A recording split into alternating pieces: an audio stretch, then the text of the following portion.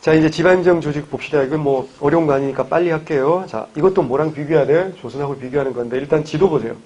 227쪽에 지도를 보시면 일단 그 지도가 천리장성이라고 나와 있는 건 그게 이제 고려 아주 초는 아니란 얘기겠죠. 그죠?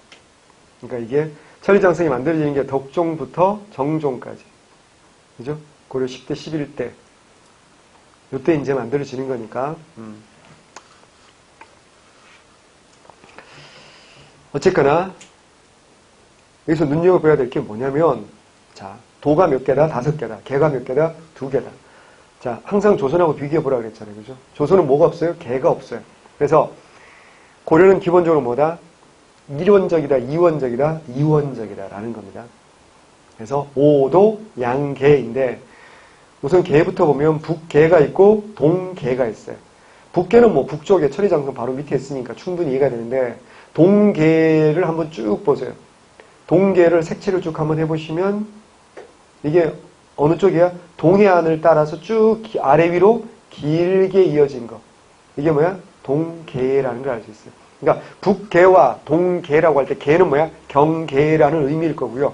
이건 일반행정구역이다, 군사행정구역이다, 군사행정구역일 겁니다. 그 다음에 이제 서해도가 있고 교주도가 있고 양광도가 있어요. 그 밑에 이제 전라도가 있고 경상도가 있어요. 자, 눈에 띄는 건 전라도 경상도는 고려부터 그냥 전라도 경상도구나. 자, 이거 외우셔야 됩니다. 왜냐면 신라 때까지는 아니었지. 뭐였어요? 무주라든가 이렇게 불렸잖아. 전주라든가 뭐 이렇게 불렸잖아요.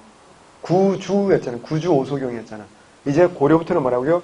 전라도 경상도. 조선도 전라도 경상도잖아. 그러니까 전라도 경상도는 고려부터 지금까지 계속 전라도 경상도예요. 그러니까 역사와 전통을 자랑하고 있죠. 그러니까 둘이 사이가 안 좋지. 이런 말 하는 저는 경상도 출신입니다. 자, 그 다음에 이제 양광도, 서해도, 교주도를 보셔야 되는 이유가 뭐냐면 양광도, 서해도, 교주도 무슨 말하고 싶은 거냐면 전라도나 경상도라고 사료에 나와요.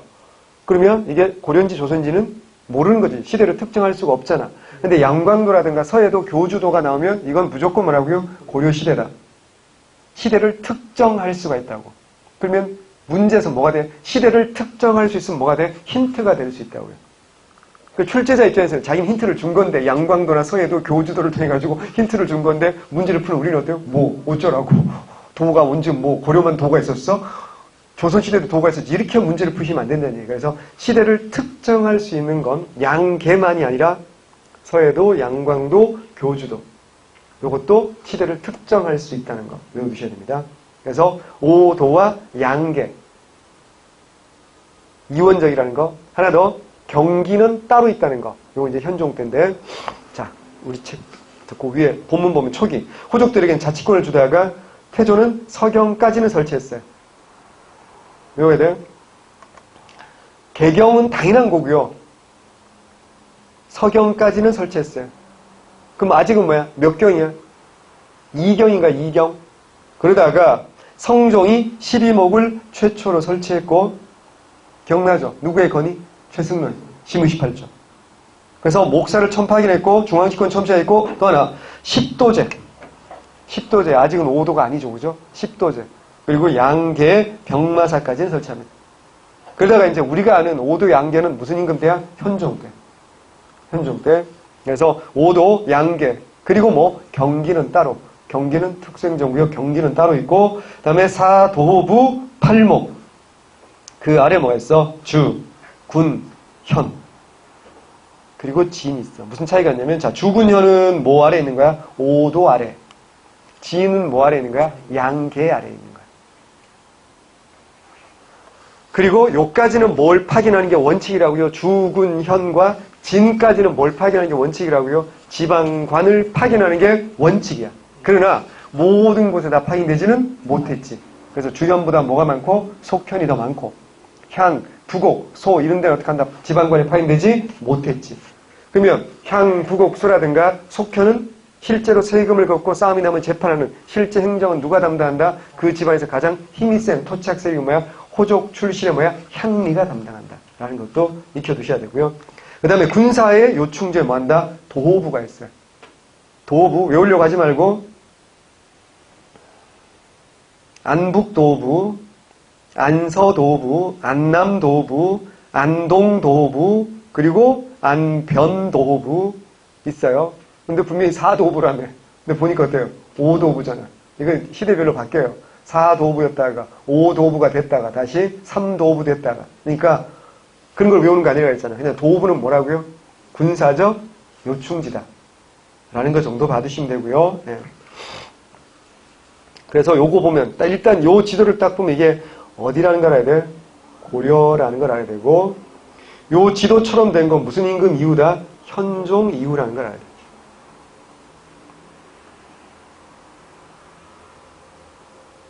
(12목이) 나오면 언제라고요? 성종인데요. 현종 때는 몇 목이라고요? 8목입니다. 헷갈리지 말고 외워두셔야 되고요. 자, 이제 하나씩 할 테니까, 자, 지방행정 조직 봅니다. 5도. 성격 일반행정단이다. 자, 중요한 말 나왔어. 상설행정기관이 있다, 없다? 없다. 아, 중요합니다. 이걸 다르게 말하면 뭐가 없다? 조선시대로 말하면 가명이 없다. 오늘날 경기도지사 이재명 씨는 경기도청에서 많은 수하 공무원들이 보좌를 하죠. 근데 고려시대 안찰사는 어떻게 한다고요? 예를 들어 내가 경상도 안찰사다. 그럼 나는 어때요? 아무런 내 직속 부하도 없고 뭐가 없는 거야? 집무실이 없는 거야. 그럼 어떻게 해요? 임기가 6개월이거든요. 일반적으로. 6개월 동안 뭐 하는 거라고요? 경상도 지역을 순찰하는 거예요. 근데 놀라운 건 내 품계가 5품 또는 6품이야. 문제는 뭐야? 목사만 되면 몇 품이냐면 3품이야. 그럼 목사를 내가 뭐 해야 된다고요? 감찰을 하는데 현실적으로는 가능해, 불가능해? 불가능하겠지. 나는 5품이나 6품이고 나에게 감찰을 받을 목사가 3품이야. 뭐라고 하겠니? 목사님 잘 지내셨어요? 라고 하는 수밖에 없는 거잖아요. 지금 상황에서. 이게 뭐랑 다른 점이야? 조선시대 관찰사와 차이점이에요. 조선시대 관찰사는 종 2품입니다. 종 2품이면요. 중앙에서 뭐냐면 판서 밑에 뭐야? 참판진들. 그러니까 요즘 말로 하면 장관 바로 밑에 뭐야? 차관이야. 막강하죠. 반면에 부사, 목사, 군수, 현령, 부목, 군현이거든, 조선시대. 이건 보통 뭐야? 3품부터 6품까지야. 그러니까 무조건 뭐야? 누가 높게 돼 있어? 관찰사가 높아요. 관찰사가 높으니까 어떻게 한다고요? 돈의 행정을, 그리고 뭐가 있는 거야? 조선시대 관찰사는 가명이 있지. 그러니까 자기 집무실이 있는 거고, 자기 부하들이 있는 거고, 지방을 순시하면서 자기가 상위 관직자로서 감찰을 할 수가 있죠. 근데 고려시대는 안찰사는 그게 안 된다는 얘기입니다. 외우셔야 됩니다. 중요합니다. 그래서 안찰사는요, 힘이 없어요. 그래서 이걸 뭐라고 표현하냐면 상설행정기관이 없다. 그래서 자, 이거 그냥 말로 하는 것보다 현실에서 보면 되게 쉬운데, 고려시대 안찰사가 무슨 반란이 이렇게 되는 말 들어본 적이 없잖아. 왜 그래? 혼자서? 자기한테 보디가드 하나 데리고 야 반란이야, 말도 안 되는 거지. 그래서 봐봐, 무신정변 이후에 군인들이 중앙 권력을 잡았잖아요. 하지만 여전히 지방 권력은 어때요? 지방관들, 문신들이 가질 수 있잖아. 근데 안찰사가 반무신단 못 일으키지. 누가 일으킨가? 김보당에는. 김보당이 뭐예요? 서북면 병마사 김보당. 서북면 병마사야. 병마사니까 뭐가 있는 거야? 병마사는 어디라고요? 양계에 파견되는 거야. 계는 뭐가 있다고? 군사행정구역이니까. 여기 뭐야? 행정 플러스 뭐야? 군사권까지 가지고 있는 거야. 그러니까 병마사는 상품이에요. 그러니까 안찰사보다 뭐가 더 높아? 병마사가 품계도 더 높았고, 병마사는 실질적으로 뭐야? 행정도 담당하고 뭐가 있는가? 군대를 장악하고 있는 거야. 근데 얘가 뭐야? 이제 문신인 거지. 그러니까 반무신난을 일으킨 건 서북면 병마사 뭐라고요? 김보당. 뭐는 아니고 안찰사가 아니고. 무슨 말인지 이해되시죠? 고려의 안찰사는 그런 존재였다라는 거. 그래서 안찰사가 파견되었다. 안찰사는 무슨 의미인지 알아두셔야 되고요. 상설행정기관이 없었고요. 안찰사는 왕명에 의해서 감찰 임무를 띠고 지방에 파견된 관료서 지방을 담당하는 중간적인 행정 담당관이 아니라, 조선시대 관찰사는 그런 중간적인 행정 담당관인데, 도내 지방 그냥 순시하고 감찰하는 임무야. 지방관의 감찰 업무가 중요했지만 5, 6품에 낮은 관리가 임명됐으니까 한계가 있을 수밖에 없었다. 임기 6개월짜리고요. 조직, 도의 하위 조직은 주, 군, 현 설치합니다. 지방관 파견하기 원칙이야. 자, 외워야 돼. 주와 군에는 뭘 파견한다? 지사야. 외워야 돼. 일단 우리 역사에서 주라는 명칭이 많이 보이는 데가 이 동네. 고려부터. 왜? 행정구역 자체를 뭐야? 주라고 파견했기 때문에. 주라고 정했기 때문에. 그래서 자, 제 고향 머리 갈 거, 제 고향 보죠. 제 고향 경주, 서라벌, 셔불, 혹은 뭐야? 계림 이렇게 불렸지. 그러니까 봐봐. 계림작전이라든가 계림도독부라든가 이렇게 불렸잖아.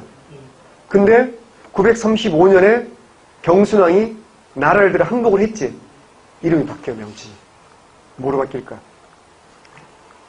그게 경주가 되는 거야.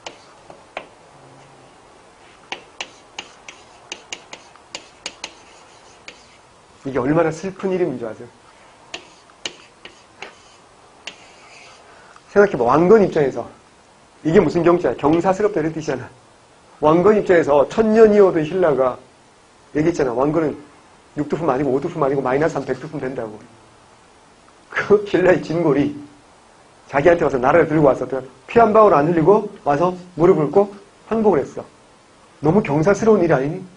그래서 앞으로 니네 동네는 나에게 경사스러운 일이 벌어진 동네. 그래서 뭐야? 오늘부터 경주. 이렇게 해서 경주가 된 거야.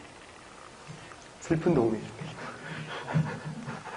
이름은 되게 경사스럽다. 우리 경축 할 때 다 이 경자를 쓰는 거예요. 근데 사실은 이 경주 사람인 제 입장에서 볼 때는 굉장히 슬픈 이름이 사실은 경주. 어쨌거나 야 그딴 거 시험 안 나오지. 경주의 유래가 뭘 그딴 건 안 나와. 걱정하지 말고 주. 그래서 주의 우두머리를 뭘 한다? 지사라고 하는 거예요. 그래서 김해도 금관주 이래가지고 금관주 지사 이렇게 하는 거야. 우두머리 뭐라고요? 지사. 그 다음에 현에는 뭐라고요? 혈령. 주와 군에는 지사야. 현에는 혈령. 하지만 속현이라는 존재가 다수 있기 때문에 주현보다는 속현이 더 많았고 예종 이후에 중화의 관을 파견하지 못했던 속군이라든가 속현, 향, 부곡, 소 이런 지방행정단이 혈령보다는 좀 낮은 지방관 뭘 보낸다? 간무. 외워야 돼. 예종 때 뭘 파견한다고요? 간무. 예종 생각보다 공부할 게 많고 외워야 될 게 많은데요. 요건 꼭 외워두셔야 됩니다.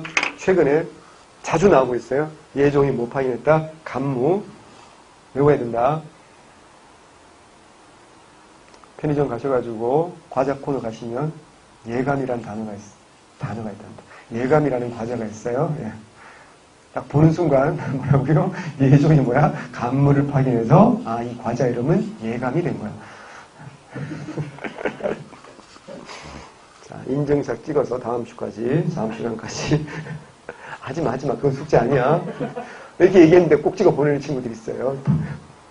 맛있어요, 뭐 이러고. 자, 다시 생활 속에서 외워야 된다니까. 예감이 딱 보이면 어떻게 한다고요? 예종 간무, 동생이랑도 뭐 같이 먹으면서 예종 간무 이렇게 외우시면 좋아요. 진짜 외우시고요.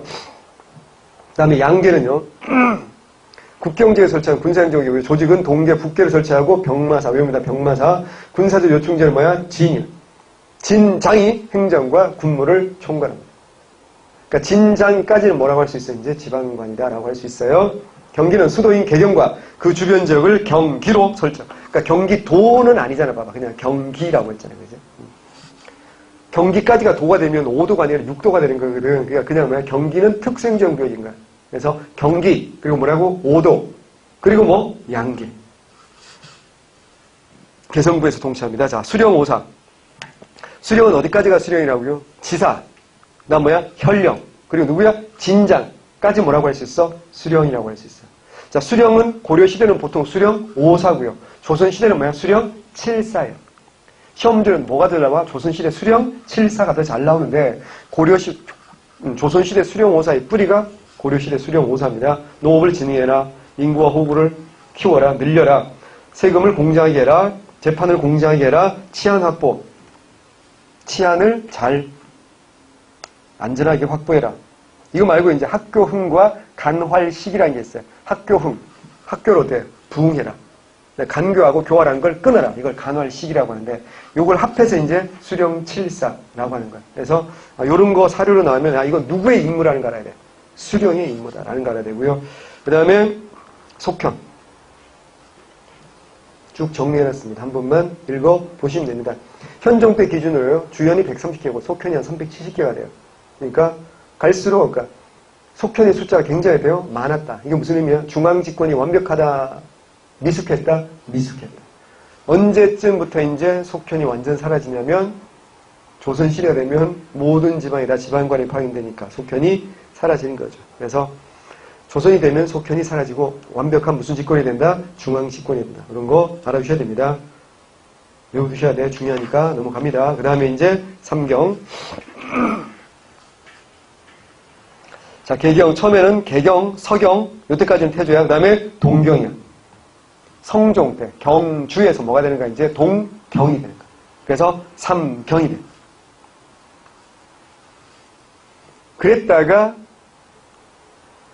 동경의 중요성은 점점 어때요? 쇠퇴하지 않고 별로 중요하지 않지. 전왕조의 수도였기 때문에 우대해준 측면이 있었죠. 근데 사실 뭐 동남쪽에 치우쳐 있고 뭐 생산이 풍부한 것도 아니고 전략적 군사적으로 중요한 것도 아니고 그러다 보니까 점점 쇠퇴합니다. 약해집니다. 그래서 현종 때는 다시 경주가 돼요. 그리고 다른 지역이 뜨죠. 그게 어디냐면 한양이야. 우리가 지금 살고 있는 서울, 한양. 개경보다 남쪽에 있죠. 그래서 어떻게 한다? 문종 때 여기로 뭐야? 경으로 승격해서 뭐라고요? 남경이라고 하는 겁니다. 자, 문종이면 여러분 알아야 돼요. 문종이면 고려 초기야, 중기야? 중기지. 고려 중기쯤 되면 아무래도 북진의 기상이 어때요? 더 강해져요, 퇴조해요? 퇴조한다 이렇게 볼 수 있어요. 그래서 고려보다 북쪽에 있는 서경이 아니라 뭐라고요? 남경. 이 삼경으로 들어갑니다. 외워야 돼요. 뭐라고요? 문종. 이거 문제되면 또 다 틀립니다. 다시. 고려는 삼경제도인데 기본적으로 처음에는 이경이었지. 태조 왕건 때까지 이경이야. 그죠? 개경과 뭐야? 서경까지만 이경이야. 그랬다가 성종이 어떻게 한다고요? 제국의 경주로 뭐야? 동경으로. 원래는 경주였다가 동경으로 승격했다가 현종 때 다시 어떻게 경주가 되어버리고 이번에는 뭐야? 한양을 뭐야? 남경으로 승격한다. 무슨 임금 때? 문종 때. 헷갈리지 말고 꼭 정리하셔야 됩니다. 여러분 내 고향 경주의 특산물이 뭔지 아세요? 경주빵이라고 생각하는데 고려시대 경주빵이 어딨니? 제 고향 경주의 특산물은 게예요. 동경견이라고 있습니다. 동경견. 풍산개도 있고 동경견도 있고요. 진돗개도 있고 다 명물인데요. 인정받는 건 진돗개밖에 없잖아요. 근데 개 애견 마니아들은 알아요. 경주 특산물이 동경견이라고. 경주 개가 따로 있어요. 형은 어떻게 알아요? 꼬리가 짧습니다. 네, 있어요. 안 되니까요. 네. 형도 개 좋아하시는군요. 예. 그럼요. 여자친구보다 개가 더 좋을 때가 많아요. 그리고 여자친구를 사귀려면 개를 키우는 게 되게 좋기도 해요. 예. 혼자 다니면 아무도 널 쳐다보지 않지만 예쁜 개 한 마리를 끌고 다니면 예. 너보다는 개한테 관심 보이죠. 그죠? 예. 굉장히 좋은 예. 작업 방법 중에 하나라고 들었어요. 자, 그 다음에 삼경은 전부 다 무슨 설과 관련된다? 풍수지리설과 관련된다는 거. 이건 뻔한 이야기니까. 도읍은 군사력 방어의 중심이다. 말씀드렸고요. 목. 지방행정의 일반 중심지가 바로 목인데 12목에서 8목으로 바뀐다. 자, 목 옆에다 써두세요. 목은 개 지역에는 설정되지 않았어요. 그리고 오늘날 강원도 쪽에 주로되는 교주도에는 개가 설정되지 않았다. 목이 설정되지 않았어요. 강원도는 불쌍한 동네죠. 태백산맥 동쪽으로 뭐야? 동계고요. 태백산맥 서쪽으로 뭐라고요? 교주도인데 별로 중요한 동네가 아니니까 목이 설정되지 않았어요. 정삼품 목사를 둬서 부속된 여러 곳을 관리했다. 됐고요. 특생정부의 향부국 농사지었죠. 국공유지 경자했고요. 자, 하나 더. 향부국은 언제부터 존재했다? 삼국시대. 선은요, 광물과 수공업 제품.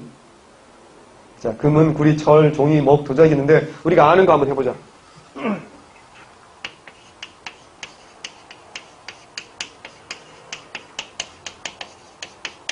기억나요? 충주, 다인, 철소. 몽골과 항쟁했어요. 열심히 싸운 동네거든요. 뭐야? 철로 만드는 수고업 제품 생산한다. 뭐야? 철소야. 그러니까 금소, 은소, 동소, 철소 이렇게 쭉 나오겠지. 또 아는 소 뭐 있어? 공주, 명학소. 그래. 근데 사실 공주, 명학소는 뭐 하는 소인지 정확히 잘 몰라. 잘 모르는데 추정하기로 공주, 명학소가 오늘날 어디냐면 대전시 서구 탄방동이야. 탄방동이거든. 그래서 탄이니까 뭘 만드는 곳이었을 거다. 수출 만드는 곳이었을 거다라고 우리가 유추할 뿐입니다. 이런 것들을 만드는 곳을 뭐라고 한다? 소. 오해하면 안 돼. 그럼 소 사람들은 농사 안 짓고 전부 다 뭐 수고품만. 그럼 뭐 먹고 살겠니? 농사도 지어요. 농사도 짓지만 주로 수고업 제품 만들어서 납품해야 되는 거. 그래서 소는 고려시대 처음 생긴 거. 소는 15개가 있었다고 알려져 있고요. 자, 지위, 하층, 양민. 여기서 중요한 건 뭐야? 천민이 아니라 뭐야? 하층이지만 뭐다? 양민이다. 거주제의 자유는 없고요. 과거 응시는 금지입니다. 자, 조심해야 돼.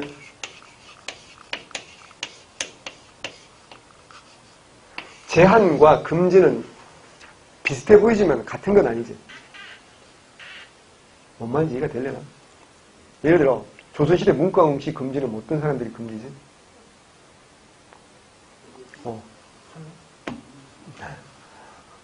기억 안 나요? 탐관오리의 아들.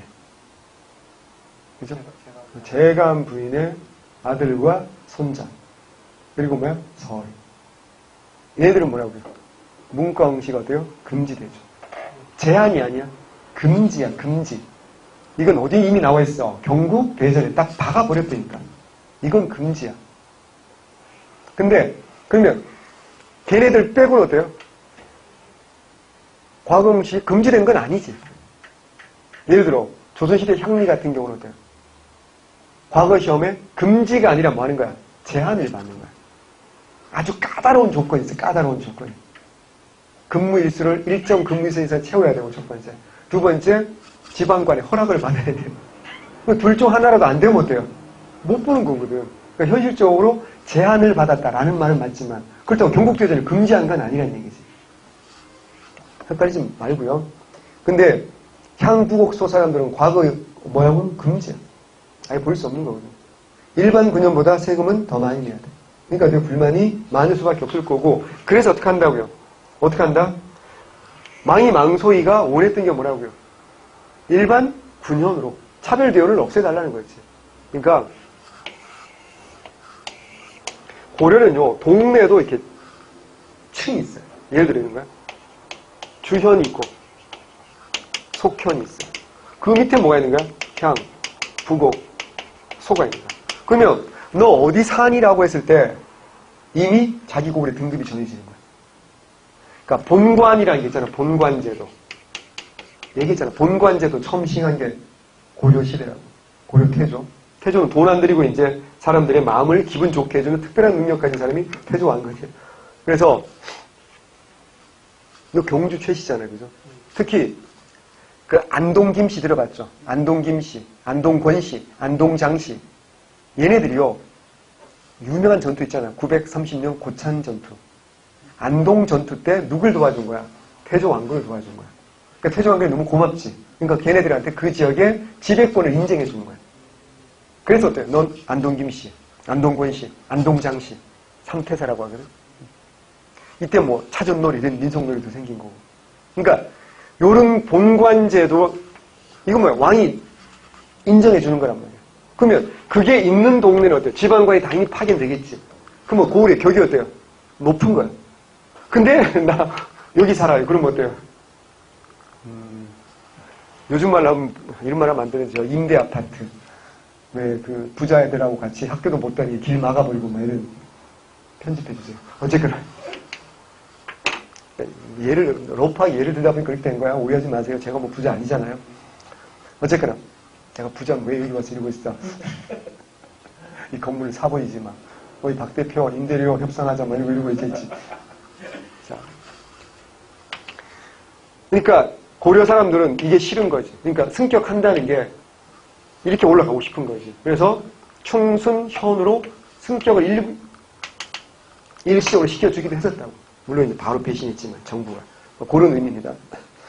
그 다음에 기타 장, 처, 그 다음에 진, 수로교통, 노량진 뭐 이런 데지. 역, 그 다음에 육상교통이지. 숙박, 관, 뭐 이런 데도 특성정구역으로 취급받았습니다. 향리가 시험에 잘 나오죠. 신라 말기 중서족 출신이죠. 향리는요. 성종 때 향리제도 성립으로 지방 세력이 호족으로 성격을 거의 잃고요.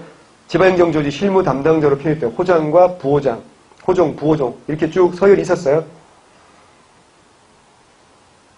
그러니까 언제라고요? 외워야 돼. 무슨 임금 때? 성종이야. 성종. 이따 살펴볼게요. 역할, 주민과 직접 접촉하는 행정의 실무자고요. 실제 행정 업무를 담당했으며 조선이나 공물 징수, 노역 징발하죠. 자, 외워야 돼. 읍사. 외웁니다. 읍사. 외웁니다. 향리들이 모여서 고을의 사무를 처리하는 통치기구를 뭐라고 한다? 읍사라고 합니다. 읍사라는 단어 나오면 누구와 관련된 건다? 향리. 외워야 돼. 호장이 당연히 주도하죠. 진원이 향촌사회 지배층 토착 세력이니까 지방관보다 영향력이 어때? 더 컸다. 문과무시가 가능했다. 물론 상층 향리지만 가능했고요. 외역전이라는 토지 취급받았다. 외워야 됩니다. 자, 조선하고 비교하자니까 조선시대 향리는 문과무시가 되어 제한받았고 외역전이라는 토지가 있어요? 없어요? 없죠. 예. 공복도 제정했습니다. 자, 고려지방통치 봅니다. 사만이 처음 평정돼. 이건 삼국통일했다는 뜻입니다. 아직 행정부에 정리를 했었다. 태주 23, 사만이 이건 뭐야? 후삼국통일이라는 뜻이죠. 태주 23년에야 전국의 주부 9년의 명칭을 고쳤고 성종이 다시 주부 9년과 관방, 역참, 강화, 포구의 명칭을 고치고 10도로는 성종은 10도라 그랬잖아. 그 관악 주군 총선 508개 그다가 현종투에 절도사를 없애고 전국에 5도부 75 안무사 두고 얼마 뒤에 다시 4도부 8목 이게 완성된 게 현종 때죠. 전국을 5도 양계 블라블라블라 했다.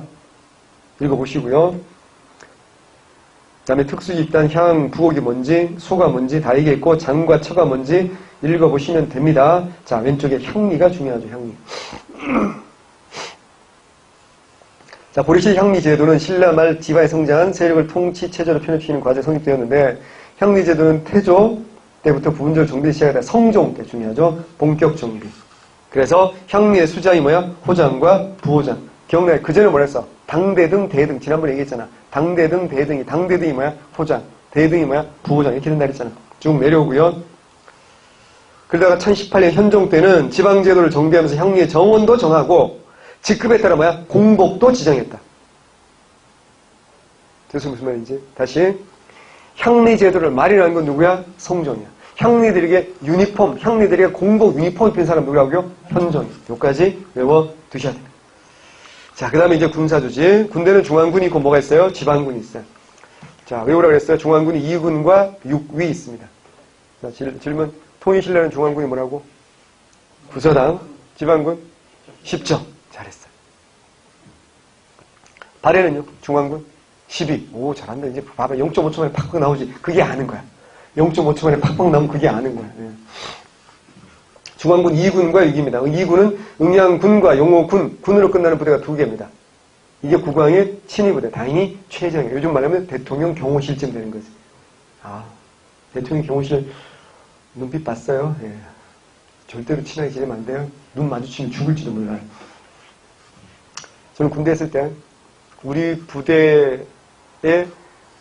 새로 오셨는데 잠깐 오신 거야. 왜 잠깐 오셨냐면 그분이 대위인가 소령인가 그랬는데 잠깐 온 게 뭐냐면 청와대 경호실로 이미 발령이 나기로 약속이 돼 있는데 그러니까 보직이 이제 잠깐 뜬 거야.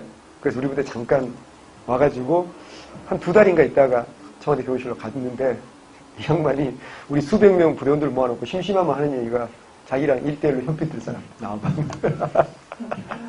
아무도 안 나가지. 미쳤냐? 목숨이 몇 개 있냐? 그래, 안 되니까 나중에는 2대1도 좋고 3대1도 좋고 4대1도 좋대. 난 나오래. 그냥 한번 해보세요. 미쳤냐?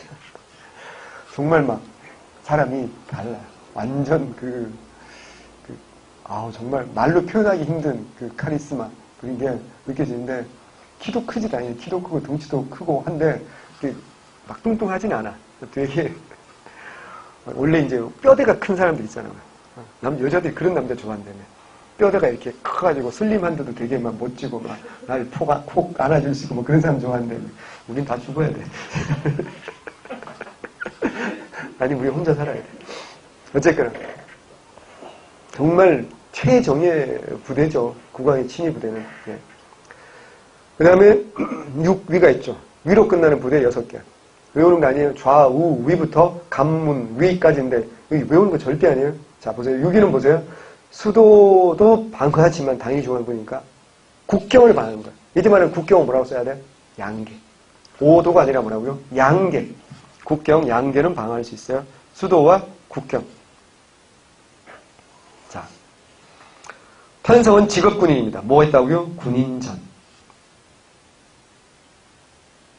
자, 그렇다고 군인들이 직접 농사 짓는 건 아니겠지. 어차피 어때요? 농사는 농민들이 짓는 거고. 수치하는 거죠. 이들은 군인의 호적인 군적에 등록됩니다. 그리고 군역은 세습됩니다. 무신으로 신분 상승이 가능합니다. 뭐하면? 군공을 서면. 이게 가능한 뭐라고요? 중류층입니다. 자, 눈에 띄는 건 뭐냐면 군역이 세습된다는 거지. 중만군은 뭐라고요? 세습입니다. 무슨 말이야? 고려는요. 묵과라는 게 거의 없었잖아. 고려는 묵과가 거의 없으니까 중앙군은 뭐 한다고요? 아버지가 중앙군이면 뭐 한다고요? 아들이 세습하는 거야. 좋았겠다. 자, 그럼 아들이 없을 수도 있잖아. 그럼 뭐야? 집안의 조카한테 물려줄 수 있어요. 이런 식으로 뭐 한다? 세습된다. 그러니까 군인의 호적, 군적, 군역이 세습되고 당연히 뭐야? 군인 전도 뭐야? 세습되겠지. 그러니까 무신으로 신분 상승 가능한 중류층이다. 변화. 토목공사에도 동원되고 군인전 지급이 잘 안 되니까 도망하는 사람이 늘어서 나중에 농민군으로 채우기도 합니다. 자, 중요한 거 나왔어. 중방. 2군 6위의 지휘관을 뭐라고 한다? 상장군. 상장군은 보통 3품이고 그 밑에 이제 대장군이 있어. 대장군은 보통 4품이야. 그래서 상장군, 대장군이 합자 군사회기구야. 자, 2군 6위니까 부대가 몇 개 있어? 8개 있지. 8개의 부대마다 뭐가 있어? 상장군 1명 있고 대장군이 1명 있겠지. 그럼 어때요? 2, 8, 16이니까 16명쯤이 모이는 거야. 그 모이는 합의기구를 뭐라고 한다? 중방이라고 하는 거야. 외워야 됩니다. 중방. 그 중방의 우두머리는 그 응양군, 용호군이 있다고 했잖아. 응양군의 우두머리 상장군. 이 형님이 보통 중방의 우두머리가 되는 거야. 근데 이 중방은 무신정변 이후에 기능과 권한이 확대 강화되었지만 교정도감이 설치하면서 역할은 축소되는 거죠. 교정도감 누가 만들어? 최충원. 그렇다고 중방이 없어지진 않아요. 왜냐하면 중방은 고려에 원래부터 있던 조직이니까 없어질 이유는 없는 거지. 약해지는 거지.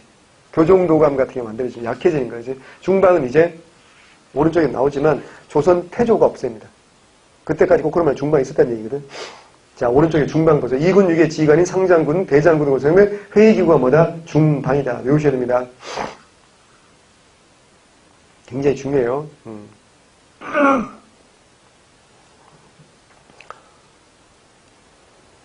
중방은 꼭 외우셔야 됩니다.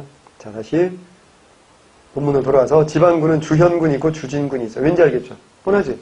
오도가 있고 뭐가 있어? 양계가 있으니까. 오도이란 뭐야? 주, 군, 현이 있다 그랬잖아. 그럼 그 현에 주둔하고 있는 군이 뭐야? 주현군. 양계 아래 뭐 있다 그랬 진이 있다 그랬잖아. 그 진에 주둔하고 있는 군이 뭐라고요? 주진군. 여기 쉬워요. 주현군은 오도의 일반 군연에 주둔하고요. 정용, 그 다음에 보승, 일품군 등으로 구성되어 있다. 그러니까 정용은 일반적으로 이제 기병이고 보승은 보병이죠. 그 다음에 일품군은 노동하는 부대거든요. 얘는 외적도 방어하고요. 치안 유지 그리고 각종 노역에 동원된다 그랬어. 주진군은 양계에 주둔하는 상비군인데 좌군, 우군, 초군으로 구성되어 있고요. 국경 수비를 전담했고요. 도령이 지휘합니다. 자, 차이가 있다면 주현군은 뭐라고요? 주진군은 상비군이, 주현군은 상비군일까요? 아닐까요? 상비군이야. 일반적으로 농사 짓다가 일시적으로 군대에 동원되는 거고. 반면에 주진군은 양계 지역이니까 언제 쳐들어올지 모르니까 뭐 한다고요? 상비군이야. 근데 주진군은 상비군인데 군인전은 있을까 없을까? 없어요. 자, 헷갈리면 안 돼. 주진군은 군인전이 있다 없다? 없어요. 주진군은 군인전이 지급되지 않아요.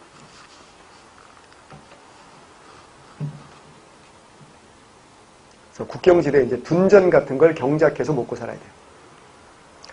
자, 지휘관은 도령인데 주진군의 최고 지휘관은 도령입니다. 토착임을 건네 선임했고요.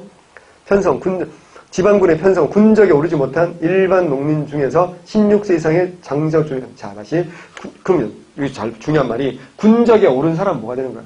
중앙군이지. 그러니까 군적에 오르지 못한 일반 농민군. 이게 뭐라고요? 지방군. 그 지방군이 뭐라고요? 주현군이 있고, 뭐가 있다? 주진군이 있고. 주현군은 정용, 보승, 일품군이 있고. 주진군은 좌군, 우군, 초군. 이렇게 구성되어 있다. 그 다음에 시험에 잘 나오는 건 사실은 특수군입니다. 광군, 정조 때 거란의 칩을 대변할 목적으로 설정 호종연합부대. 무슨 강이라고 했어? 청천강. 외우셔야 되고요. 국경선이 뛰었으니까 서경에 광군사 설치한다. 947년. 현종 때 이게 주현군으로 지방군으로 개편됩니다. 출발은 호종연합부대죠. 고려초는 그럴 수밖에 없으니까 호족들이 힘이 세니까. 그 다음에 별무반, 숙종대 윤관건의로. 신보군, 신기군, 항마군. 이건 뒤에 또 나오겠죠. 외우셔야 됩니다. 그 다음에 마별초는 최후가 의장대로 설치했고요. 삼별초, 워낙 중요하죠. 야별초가 있었고 최후라는 거 외워야 되고요. 좌우별초 나누고 신의군까지 합해서. 그 다음에 도방은 무신경으로 해서 경대승이 설치했으나 이민이 폐지했다가 최충원이 부활해서 확대합니다. 이게 뭐야? 도방 외워야 됩니다. 그 다음에 연호군은요. 고려 말기에 왜구를 토벌하기 위해서 농민과 노비, 양천 혼성부대 만든 게 연호군입니다. 이런 걸 아까 첨설직도 누구 때문이야? 왜구 때문에 나왔지. 연호군도 누구 때문에 나온 거야? 왜구 때문에. 이런 걸 통해서 우리는 뭐라 해야 되냐면 고려 말의 왜구가 정말 장난이 아니었다라는 걸 우리가 이런 걸 통해서도 유추해 볼 수 있어요. 중앙군 나와 있고요. 설명했으니까. 별무반. 사료 시험 너무 잘 나오는 겁니다. 외우셔야 됩니다. 무조건 별무반 시험 잘 나옵니다. 외우셔야 돼요. 자, 그 다음에 관리등용제도. 자, 과거제도 문과가 있고 잡과가 있고 승과가 있는데 문과는 제술과가 있고 뭐가 있다가 명경과가 있어요. 자, 제술에서 제일 중요한 글자가 뭐야? 술이겠죠. 이거 뭐야? 논술이야. 문장을 짓는 거야. 명경은 유교 경전을 외우는 겁니다. 자, 고려시대 과거는 뭐가 중심이야? 제술이야. 외워야 돼요? 문학적 재능과 정책 등을 시험하는 겁니다. 합격자를 진사.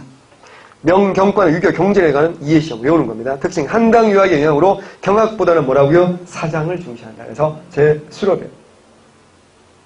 잡과 기술관 등이 나는데 법률, 산수, 의학, 지리, 시종 기술가 있고요. 승과는 승려 대상이에요. 교종선, 선종선 있죠. 자, 중요한 건 뭐예요? 무과인데 예종 때 잠시 실시되었으나 문신들의 반대로 20여 년 만에 폐지한다. 외웁니다. 써도 1109년부터 1133년까지 20여 년만 시행한 것. 1109년이 언제냐? 예종 때. 이건 언제냐? 인종 때. 그러면 무과를 요때 시행한 이유가 있겠죠. 그리고 요때 폐지한 이유도 있지 않을까? 그렇죠. 북쪽에 무서운 형들이 있는 거야. 이게 누구야? 여진이 세운 뭐라고요? 여진이 세력이 커지는 거야. 이게 몇 세기야? 12세기 초지. 그러니까 여진과 싸워야 되니까 예종 때 뭐 한다고요? 무과를 실시하는 거야. 그리고 예종이 국학 7제에서 7번째 1제부터 6제까지는 문돌이, 글 쓰는 아이들. 7제는 뭐야? 강예제라 그래가지고 여기로 뭘 가르쳐? 무술 가르쳐. 왜? 얘들과 싸워야 되니까. 문제는 얘들이 금이라는 나라를 세우지. 1115년에. 그리고 금이 1125년에 요 나라를 멸망시킵니다. 그리고 우리 고려에 무슨 관계를 요구해? 군신 관계를 요구해. 이때 어떻게 했어? 우리가 받아들였지. 받아들이고 나니까 어떻게 해? 더 이상 어때요? 싸울 이유가 별로 없잖아. 그래서 어떻게 한다? 이때 어떻게 한다고요? 무과 폐지. 그리고 고려말 공양왕 때 잠깐 시행했다가 망해버린 거지. 그러니까 고려는 무과가 거의 실시되지 않았다. OX야. 거의 실시되지 않았다. 예종 때 잠시 실시했으나 문신들의 반대로 20년을 폐지했고요. 공양왕 때 실시했지만 곧 망했으니까. 응시하기 원칙 양인 이상의 누구나 과거 응시 가능합니다. 실제 문과는 주로 귀족과 향리. 외워야 돼? 문과는 주로 귀족. 이거 누가 모르겠어. 시험 문제는 뭐야? 향리. 그러면 또 헷갈린다고. 왜? 조선이랑 간섭이 여러분 머릿속에는 향리 그러면 조선 향리가 훨씬 더 먼저 떠오르기 때문에 헛갈린다고. 그래서 문과는 귀족과 누구라고요? 향리. 잡과는 백정. 실시 3년마다 정기적으로 시행하는 식년시가 원칙이나 제대로 지켜지지 않았어요. 그래서 2년마다 보는 경년시가 유행이야. 생각해봐. 상식적으로 생각해봐. 과거를 3년에 한 번 본다. 자, 우리도 조선시대까지 우리 과거 시험 보는 사람이야. 자, 공무원을 3년에 한 번 뽑는다. 이거 하겠어요? 한 번 떨어지면 3년. 재수하면 6년, 삼수하면 9년. 내 인생은 어디로 가? 그러니까 이 고려시대도 마찬가지니까요. 그래서 3년 너무 길다는 거지. 그래서 어때요? 2년에 한 번씩 봤어요. 그럼 조선은 어떻게 했을까? 근데 조선은 3년, 식년시를 철저하게 지켜요, 조선은. 근데 조선시대 선비들도 어때요? 무슨 트와일라이트나 뭐 이렇게 오래 사는 게 아니잖아. 그러니 다 조급하지 않겠습니까? 근데 조선시대는 그걸 어떻게 보충할까요? 별시. 그죠? 알성시라든가, 뭐 증광시라든가, 왕실의 경사 있을 때 있잖아. 이런 별시를 통해가지고 그 갈증을 해소해 주는 거지. 무슨 말인지 아시죠? 근데 알성시, 증광시는 무슨 시대에 있는 거야? 고려시대는 없어. 무슨 시대에 있는 거야? 조선시대. 그래서 고려시대는 그런 거 안 하고 만다고요? 2년만 하면 보는 거야? 경년시.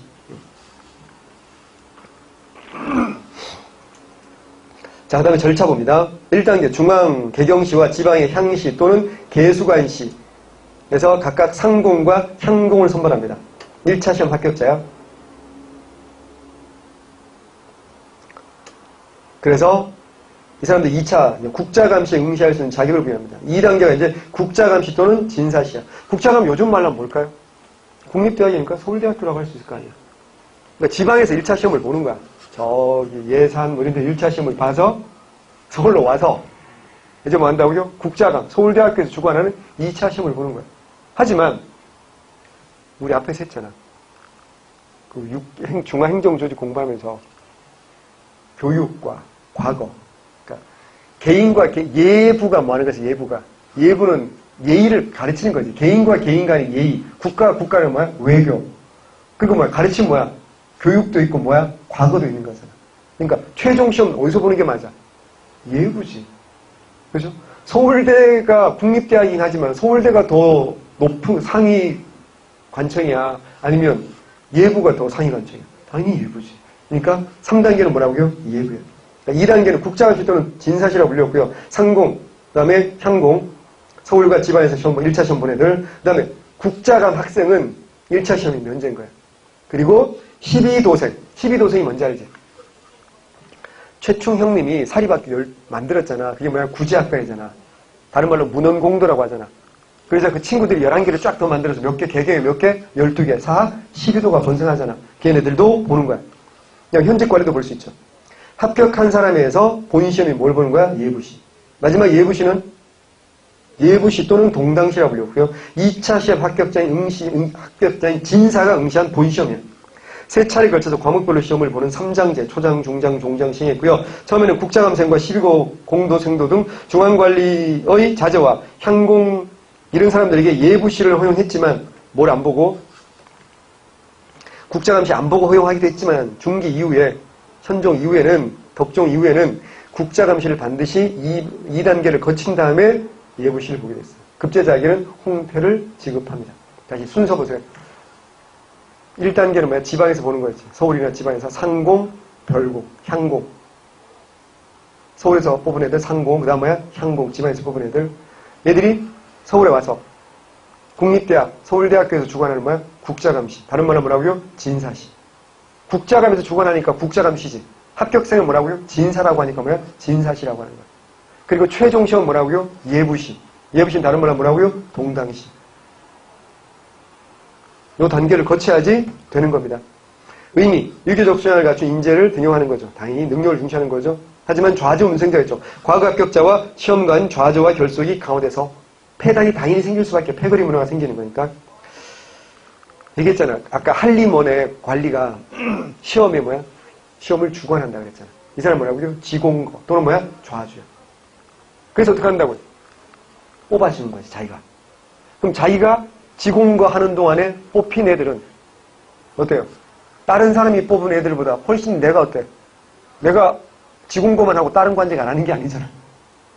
야, 그럼 지공거만 하면 되게 좋겠다. 3년에 한 번 과거시험 주관만 하고 계속 월급 받으면 얼마나 좋아. 그럴 일은 없겠지. 그러니까 내가 다른 일도 할 거 아니야, 당연히. 그럼 권력을 가지고 나도 승진할 거 아니야. 내가 문화시주의 될 수도 있잖아. 그럼 어때요?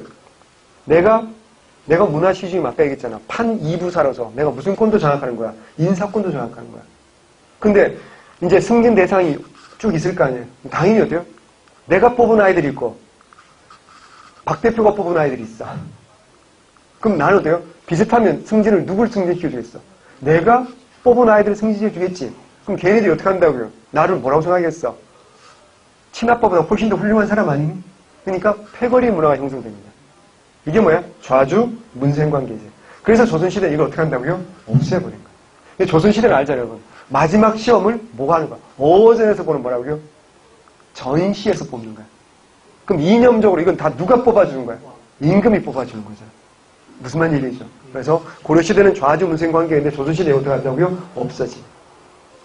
한계점, 문서 출신자가 과거 출신자보다 좀 더 많았다는 게 한계점이고 무과는 실시하지 않았다는 것도 거의 안 됐다는 것도 한계점. 음서, 내용, 공신과 종실의 자손 5품 이상 외워야 되죠. 몇 품? 5품 이상.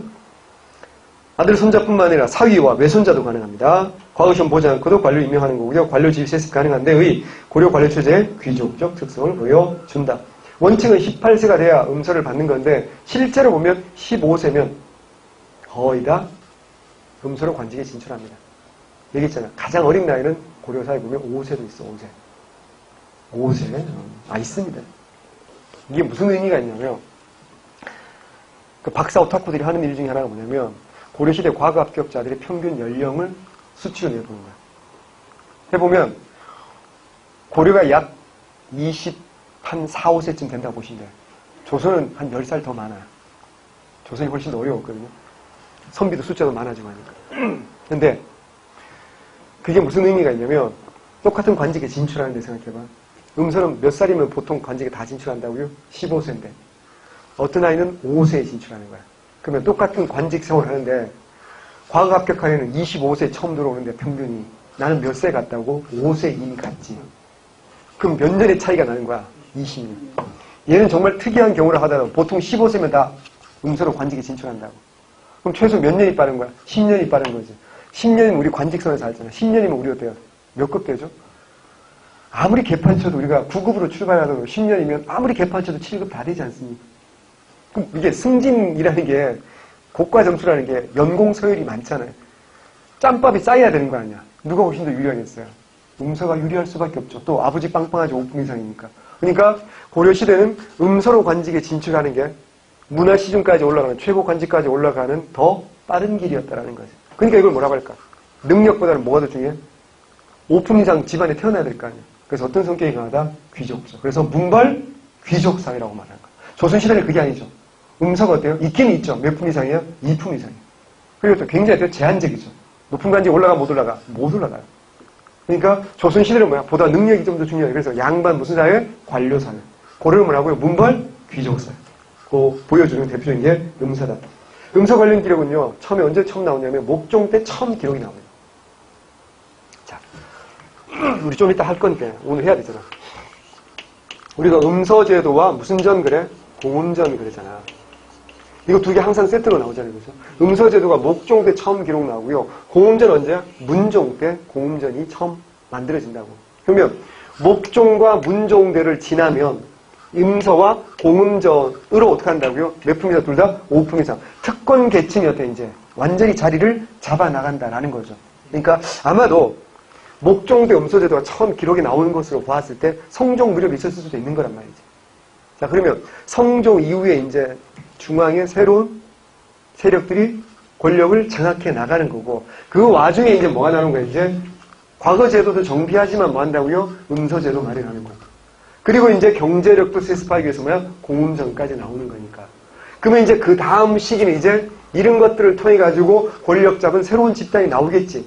그런 아이들 우리가 뭐라고 한다? 문벌 귀족이라고 하는 거고. 그래서 고려 초기가 끝나고 중기가 되면 이제 고려 초기의 혼란은 이제 끝나고 새로운 지배 세력이 자리 잡는 거고, 그들이 이제 문벌 귀족이라는 이름으로 자리 잡게 되고, 그러면 이제 그 안에서 세계 평화가 찾아오는 게 아니라 이제 그 안에서 또 뭐 한다고요? 지들끼리 또 뭐 한다? 권력 투쟁하는 거지. 그게 뭐라고요? 이자겸의 난과 뭐 묘청의 서경천도 운동. 요까지가 뭐라고? 고려 중기라고 할 수 있겠지. 그러다가 이제 이 모순이 해결이 안 되니까 이걸 뒤집어 엎어버린 건 누구야? 군인들이고. 그래서 군인들이 뒤집어 엎은 무신정변 이후에 뭐라고? 고려 후기 이렇게 넘어가는 거거든요. 그 정도 봐두시면 될 것 같아요. 나머지 231쪽 쭉 혹시 궁금할까봐 쭉 정리를 한번 해봤는데 외우려고 하지 마시고요. 한 번만 읽어만 보시고요. 절대 외우려고 하지 마시고요. 자, 좀만 쉬었다가 이제 문벌기조 요청 해봅시다.